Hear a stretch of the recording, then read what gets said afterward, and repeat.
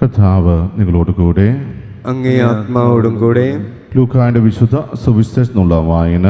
കർത്താവേ, അങ്ങേക്ക് മഹത്വം.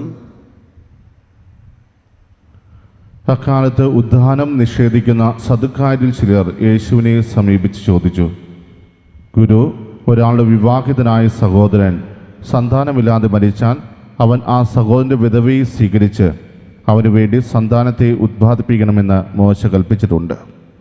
ഒരിടത്ത് 7 സഹോദരന്മാർ ഉണ്ടായിരുന്നു. ഒന്നാമൻ ഒരുവളെ വിവാഹം ചെയ്തു. അവൻ സന്താനമില്ലാതെ മരിച്ചു. അനന്തരം രണ്ടാമനും പിന്നെ മൂന്നാമനും അവളെ ഭാര്യയായി സ്വീകരിച്ചു. അങ്ങനെ 7 പേരും സന്താനമില്ലാതെ മരിച്ചു. അവസാനം ആ സ്ത്രീയും മരിച്ചു. ഉദ്ധാനത്തിൽ അവരിൽ ആരുടെ ഭാര്യയായിരിക്കും? അവൾ 7 പേരുടെയും ഭാര്യയായിരുന്നല്ലോ. യേശു അവരോട് പറഞ്ഞു, ഈ യുഗത്തിൻ്റെ സന്താനങ്ങൾ വിവാഹം ചെയ്യുകയും ചെയ്തു കൊടുക്കുകയും ചെയ്യുന്നു.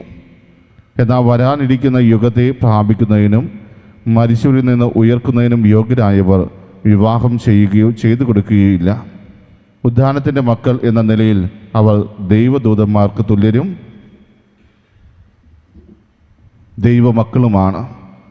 ആകയാൽ അവർക്കിനിയും മരിക്കാൻ സാധിക്കുകയില്ല. മോശ പോലും മുൾപടർപ്പിങ്കൽ വച്ച് കർത്താവിനെ അബ്രാഹത്തിൻ്റെ ദൈവമെന്നും ഇസഹാക്കിൻ്റെ ദൈവമെന്നും യാക്കോബിൻ്റെ ദൈവമെന്നും വിളിച്ചുകൊണ്ട് മരിച്ചവർ ഉയർക്കുമെന്ന് കാണിച്ചു തന്നിട്ടുണ്ട്. അവിടുന്ന് മരിച്ചവരുടെയല്ല, ജീവിക്കുന്നവരുടെ ദൈവമാണ്. അവിടത്തേക്ക് എല്ലാവരും ജീവിക്കുന്നവർ തന്നെ. നിയമജനത്തിൽ ചിലർ, ഗുരു, നീ ശരിയായി സംസാരിക്കുന്നു എന്ന് പറഞ്ഞു. അവനോട് എന്തെങ്കിലും ചോദിക്കാൻ പിന്നീട് അവർ മുതിർന്നില്ല. കർത്താവിൻ്റെ സുവിശേഷം. ക്രിസ്തുവേ, അങ്ങേക്ക് സ്തുതി. വിശാലത്തിന് സ്നേഹമുള്ളവരെ, ഇന്ന് തിരുസഭാ മാതാവ് നമ്മുടെ വിചിന്തനത്തിനായിട്ട് നമുക്ക് നൽകിയിരിക്കുന്ന വചനഭാഗം ലൂക്കായുടെ സുവിശേഷം 20-ാം അധ്യായം 27 മുതൽ 40 വരെയുള്ള തിരുവചനങ്ങളാണ്.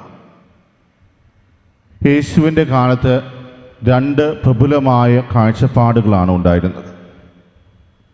ഉദ്ധാനത്തിൽ വിശ്വസിച്ചിരുന്ന ഫരിസേയരും അതുപോലെ തന്നെ ഉദ്ധാനത്തെ നിഷേധിക്കുന്ന സദുക്കായരും. ആ സദുക്കായരാണ് ഇന്ന് മോശയുടെ നിയമം ഉദ്ധരിച്ചുകൊണ്ട് യേശുവിനോട് ഈ ഒരു സാങ്കല്പിക കഥ പറഞ്ഞുകൊണ്ട് ഈ ഉദ്ധാന ജീവിതത്തെ നിരസിക്കുന്നത്. അതിന് കാരണമാകുന്നത് മോശയുടെ നിയമത്തിൽ അല്ലെങ്കിൽ തോറയിൽ മനുഷ്യൻ മരിച്ചതിന് ശേഷമുള്ള അവസ്ഥയെക്കുറിച്ചോ ആന്തരിക അവസ്ഥയെക്കുറിച്ചോ ഒന്നും വളരെ കൃത്യമായിട്ട് പറയുന്നില്ല. ആ ഒരു സാഹചര്യം മുതലെടുത്തുകൊണ്ടാണ് സദുക്കായർ തങ്ങളുടെ പഠനത്തെ മുന്നോട്ട് കൊണ്ടുപോയത്. കാരണം അവർ ലോകത്തിൽ ആസക്തരായിരുന്നു. അതിനാൽ തന്നെ ഉദ്ധാന ജീവിതത്തെ അവർ നിരസിച്ചു. അവർ അങ്ങനെയൊന്നില്ല എന്ന് തങ്ങളുടെ അനുയായികളെ പഠിപ്പിക്കുവാൻ തുടങ്ങി. അപ്പോൾ യേശുവിൻ്റെ അടുക്കൽ യേശുവിനെ കൊടുക്കുവാൻ ഈ ഒരു ചോദ്യവുമായിട്ട് കടന്നു വരുമ്പോൾ യേശുവിൻ്റെ മുമ്പിൽ 2 കൂട്ടം ആളുകളുണ്ട്. ഉദ്ധാന ജീവിതത്തിൽ വിശ്വസിക്കുന്ന ഫരിസേയരും അതോടൊപ്പം തന്നെ ഈ ഉദ്ധാന ജീവിതത്തെ പാടെ നിഷേധിക്കുന്ന സദുക്കായരും. അപ്പോൾ ഏതു തരത്തിലുള്ള ഉത്തരം പറഞ്ഞാലും യേശുവിനെ കൊടുക്കാൻ സാധിക്കും എന്ന ഒരു സന്തോഷത്തോടെയാണ് നിയമജ്ഞർ അവിടെ ഉണ്ടായിരുന്നത്.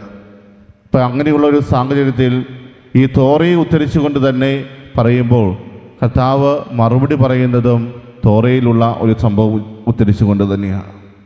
തോറയിലെ പുറപ്പാട് പുസ്തകത്തിലെ ആ മുൾപടർപ്പ് സംഭവം അവരുടെ ശ്രദ്ധയിലേക്ക് കൊണ്ടുവന്നുകൊണ്ട് നിങ്ങൾക്ക് തോറയെക്കുറിച്ച് കൂടുതലായിട്ട് ഒന്നും അറിയില്ല എന്ന്, അല്ലെങ്കിൽ അതിനെക്കുറിച്ച് നിങ്ങൾ അജ്ഞരാണ് എന്ന് അവരെ ബോധ്യപ്പെടുത്തുന്ന കർത്താവിനെയാണ് നമ്മൾ കാണുക.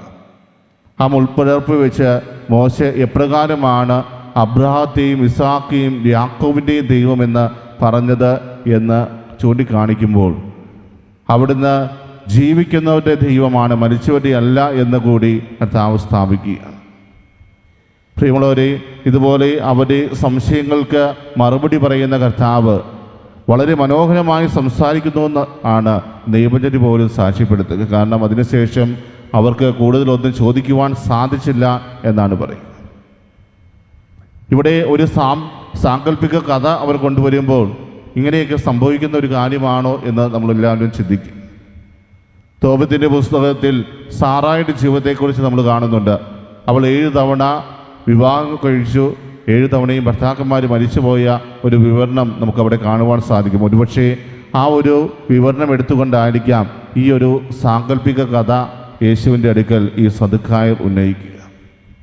എന്തു തന്നെയാണെങ്കിലും യേശു ഇതിലൂടെ സ്ഥാപിക്കുവാൻ ശ്രമിക്കുന്നത് എന്താണ്?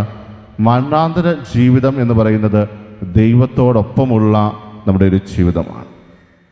ഈ ലോക ജീവിതത്തിൽ നമ്മൾ ചെയ്യുന്ന നന്മകളും അതുപോലെയുള്ള മറ്റു ചെയ്തികളുമെല്ലാം മരണാന്തര ജീവിതത്തിൽ നമുക്ക് ശക്തി പകരുന്ന കാര്യമാണ്. പക്ഷേ നമ്മുടെ ജീവിതത്തിൻ്റെ തുടർച്ചയല്ല ഈ മരണാന്തര ജീവിതം എന്ന് പറയുന്നത്. വിശുദ്ധ പൗലോസ് ശ്ലീഹ പറയുന്നത് പോലെ ഈ ലോകത്തിലെ ഏതെങ്കിലും ധാന്യത്തിൻ്റെ വിത്ത് നമ്മൾ ഭൂമിയിൽ പാകുകയാണെങ്കിൽ ആ വിത്തായിട്ടല്ല അത് മുളച്ചു വരിക, ഒരു ചെടിയായിട്ടാണ്. അപ്പോൾ ആ രീതിയിൽ പറയുകയാണെങ്കിൽ മരണാന്തര ജീവിതം എന്ന് പറയുന്നത് അങ്ങനെയാണ്. നമ്മളിപ്പോൾ ആയിരിക്കുന്ന അവസ്ഥയിലല്ല, മറ്റൊരു അവസ്ഥയിലേക്ക് നമ്മൾ മാറുകയാണ്. അതുകൊണ്ട് തന്നെയാണ് യേശുനാഥൻ വളരെ കൃത്യമായിട്ട് പറയുന്നത്, ഉദ്ധാനത്തിൻ്റെ മക്കൾ എന്ന നിലയിൽ അവർ ദൈവദൂതന്മാർക്ക് തുല്യരും ദൈവ മക്കളുമാണ്. അപ്പോൾ അവർ എങ്ങനെയാണ് ജീവിക്കുന്നത്? ഈ ലോക ജീവിതത്തിൽ നമുക്ക് മരണാന്തര ജീവിതത്തിൽ ശക്തി പകരുന്നതായിട്ടുള്ള കാര്യങ്ങൾ ചെയ്തുകൊണ്ട് ജീവിക്കുക എന്നുള്ളതാണ്. കാരണം ഞാൻ മരിച്ചു കഴിഞ്ഞാൽ ദൈവത്തോടൊപ്പം വസിക്കും എന്ന ഒരു വിശ്വാസമാണ് ഒരു ക്രിസ്ത്യാനി എന്ന നിലയിൽ നമുക്ക് എല്ലാവർക്കും ഉള്ളത്. എൻ്റെ മരണാന്തര ജീവിതം ഞാൻ ദൈവത്തോടൊപ്പം ചിലവഴിക്കുന്ന നിമിഷങ്ങളാണ്. അപ്പോൾ ദൈവദൂതന്മാർക്ക് തുല്യരായി മാറുകയും ദൈവമക്കൾ എന്ന സ്ഥാനത്തേക്ക് നമ്മൾ ഉയർത്തപ്പെടുകയും ചെയ്യണമെങ്കിൽ ഈ ലോകത്തിൽ നമുക്ക് ചെയ്യാൻ പറ്റുന്ന നന്മകൾ ചെയ്തുകൊണ്ട് മുന്നോട്ട് പോകുവാൻ നമുക്ക് സാധിക്കും.